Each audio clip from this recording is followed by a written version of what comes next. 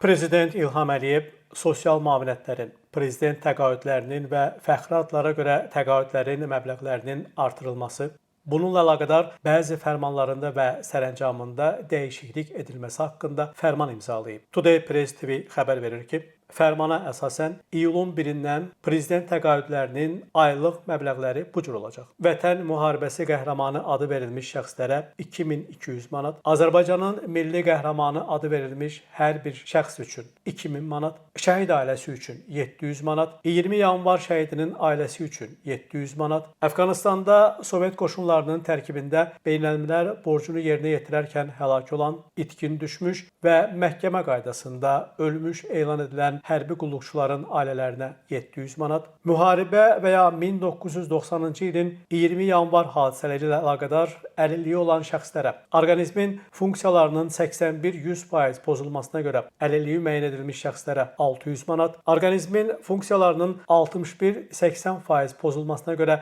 əlilliyi müəyyən edilmiş şəxslərə 500 manat, orqanizmin funksiyalarının 31-60% pozulmasına görə əlilliyi müəyyən edilmiş şəxslərə 400 manat, orqanizmin funksiyalarının 81-100% pozulmasına görə və ya 18 yaşına dək əlilliyi müəyyən edilmiş şəxslərə qulluq edən şəxslərə 120 manat, ümumi səbəblərdən orqanizmin funksiyalarının 81-100% pozulmasına görə əlilliyi müəyyən edilmiş şəxslərə gözdən əlilliyi olan şəxslər istisna olmaqla 250 manat, ümumi səbəblərdən orqanizmin funksiyalarının 81-100% pozulmasına görə gözdən əlilliyi müəyyən edilmiş şəxslərə 350 manat sosial müavinət veriləcək. Eyni zamanda iyulun 1-dən prezidentin fərdi təqaüdünün məbləği 1700 manat, fəxri adlara görə aylıq təqaüdün məbləği xalq yazıçısı, xalq şairi, xalq artisti və xalq rəssamı üçün 300 manat, əməkdar elm xadimi, əməkdar incəsənət xadimi, əməkdar artist, əməkdar rəssam,